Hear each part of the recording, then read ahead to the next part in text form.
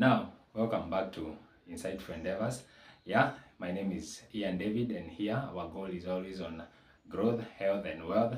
Yeah, that's our business that we all do around here.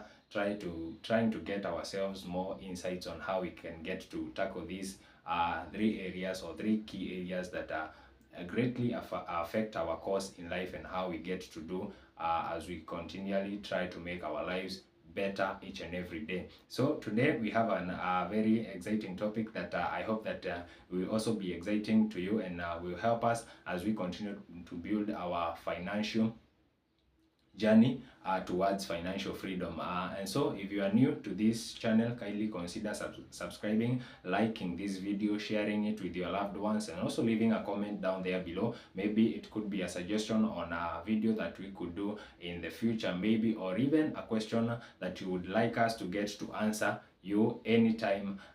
Feel free to do so down there below in the comment section. Again, I said my name is Ian David and this is Insightful Endeavors, and so today we get to kickstart ourselves on this exciting topic that we have prepared for you to help you towards financial freedom journey.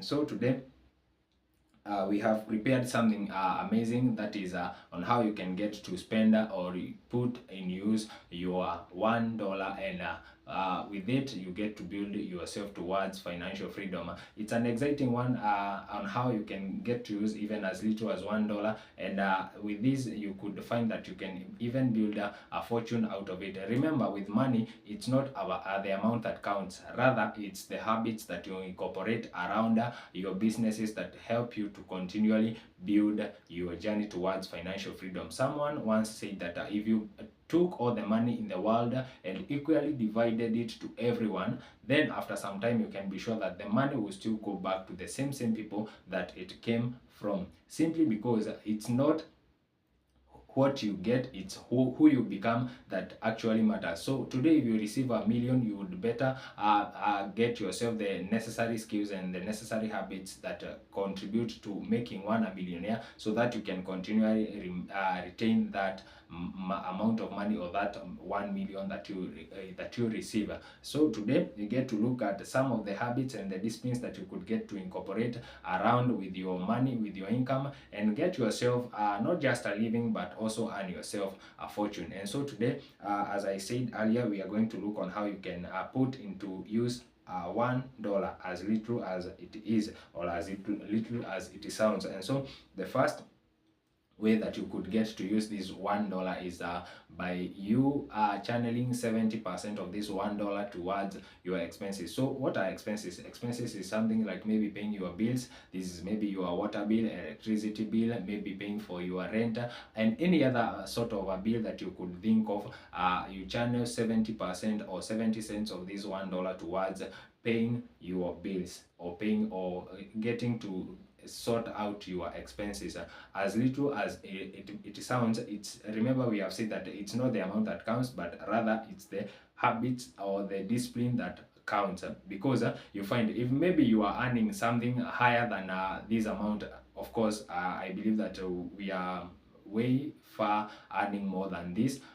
So maybe if you're earning way higher than this amount, but still have these disciplines, you find that you still be channeling a good amount of money, a reasonable amount of money towards your expenses, and still having something more left, which is the 30%. And so you can work around with these percentages, this number, and get to find one that works best for you, and you channel this the number that you come to, and channel that amount of money towards your expenses. After you done that, then you get that you have another 30% that remains, and this 30%, this is the interesting part of this video or this episode that you are going to look at. The 30% now you subdivide it into three portions. You get three 10 percentages, and the first 10% you take it and use it for active capital. This active capital is the money that you get to purchase something or buy something, and with this thing that you purchase, that it will consistently help you to continue making more income or generating more profits.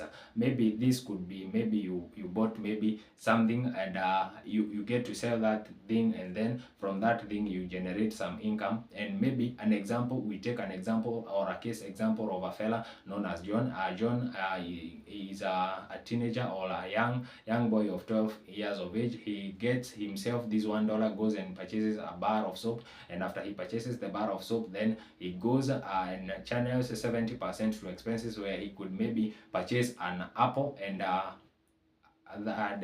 count that as part of his expenses. And then with 30% that he remains, he takes 10% and uses it as his active capital. He goes and buys another bar of soap, and with this bar of soap, now he continually makes sure that he is involved in the business, that he is not taken out of the business. So this is how you get to use your 10%. 10%, you could begin even a business per se. With this 10%, as you begin another business, maybe an online shop, with this 10%, which you consistently help you to make profits out of it, generate more profits with it, and you find that you continually remain successful in whatever you're doing, and that you find that at the end of the day you could find yourself all the way up to building yourself a fortune. The next 10%, you use it as something we call passive capital. So passive capital, this is the money that you lend others to use, and then as they use the money, they will pay you back your money, your initial money, with some profits on top. Again, another way you could do this is by investing maybe into stocks, maybe into shares, not necessarily shares, into stocks, because stocks is the same as shares. Stocks, maybe money market funds, treasury bonds and bills, such kind of investments, where you get to invest a certain this 10% of your initial income, you channel it towards these investments, and then it will generate you some interest, which will help you in the long run to build a fortune or to build wealth, which will help you also to build a financial wall around your life, around your family, and even the economy will get to work well if all of us would pick up these habits. The other 10%, or the last 10%, this is money that if you are a believer, you find that in the Bible we are advised, or it is there written that we should at least give 10% from all our income. And this, if you are a believer, then you could channel this amount to church.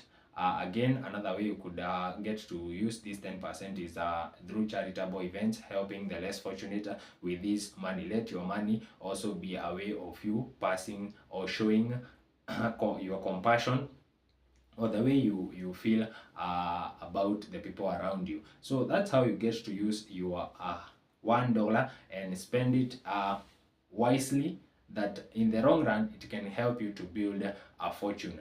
Remember, we said it's not the amount that counts, it's the disciplines that you play around with. The rich or the wealthy, they have gotten to where they have gotten to simply by incorporating these money habits along the way. But if you ignore these habits, then we would call you naive, because at the end of the day we will not accumulate anything. You won't accumulate, or you won't build yourself towards financial freedom. So these percentages could not necessarily work with maybe your income, because if let's say if you're earning 1 million Kenyan shilling, then you can't take 70% of the 1 million Kenyan shilling and channel it toward your expenses, not unless there is something wrong with your philosophy towards money. And that would be a very wrong philosophy towards money. So you would need to have a number or a percentage that will work well with you. But if you are earning as little as 500 Kenyan shilling, let's say if you are in Kenya, then you could pick up these disciplines, channel 70% to expenses, 10% to active capital, 10% to passive capital, and 10% to church or charity. And with that, such kind of a habit or such kind of a discipline, then you can be sure that in the long run you get yourself all the way up to building financial freedom. Pick up these numbers. work with them, adjust them accordingly to whichever the numbers that you feel they will work best with you, and then incorporate these habits with you. And with that, you can be sure that you continually build yourself towards financial freedom, or financial to a point where you get to build your way all the way up to getting to the rich people, or to getting to the level of the wealthy. Yeah, that's it from us today. We hope that you continue to share more insights by even through the suggestions that you leave down there in the comment section. I would love to see you leaving your comments there, and maybe we could get this conversation more even to continue. We engage, we get to see the money habits that you use, and suggest to us. Maybe we could get to have more good numbers than this one, and we can even do a video in the future on the same. So that's it from me. If you still not subscribed to this channel, kindly consider subscribing, liking, sharing this video, and also leaving a comment down there below. See you next time. Bye bye.